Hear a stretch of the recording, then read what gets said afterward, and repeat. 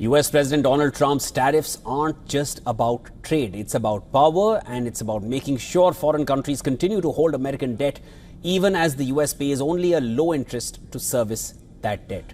With its $37 trillion debt pile once sustained by foreign buyers of US treasuries, the US is now turning to tariffs as that model begins to break down.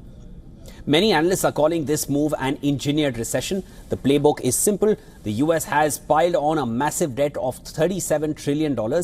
That debt is expected to rise to nearly 200% of the economy in the next few years. So Trump's rhetoric isn't about tariffs.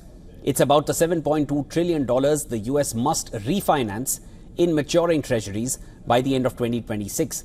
Trump's strategy to refinance $7 trillion in US debt is by controlling yields and saving trillions. Most of this debt was issued between 2020 and 2022 when rates were near 0.5% to 1.5%. Today, the 10-year Treasury yield is near 4.2% after peaking above 4.6% in the December quarter last year. A 1% point increase in rates is equal to $90 billion in extra interest per year. Last week, investors fled stocks for bonds as fresh tariff announcements dominated headlines. Angst about the economy and government debt worries have resurfaced. An unconventional strategy known as the Mar-a-Lago Accord to weaken the US dollar and lower borrowing costs also dampened spirits. Tariffs act as a drag on economic growth. Less growth will lead to lower inflation expectations and lower long-term yields. Trump's tariffs may look like protectionism, but they're a macro tool. Most allies have fallen in line, while only a handful of other countries have resisted.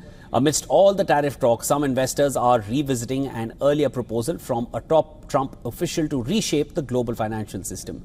Headlines have ventured that the so-called Mar-a-Lago Accord could hint at the administration's future direction. The plan centers on encouraging or pressuring America's trading partners to accept a weaker US dollar and lower treasury rates.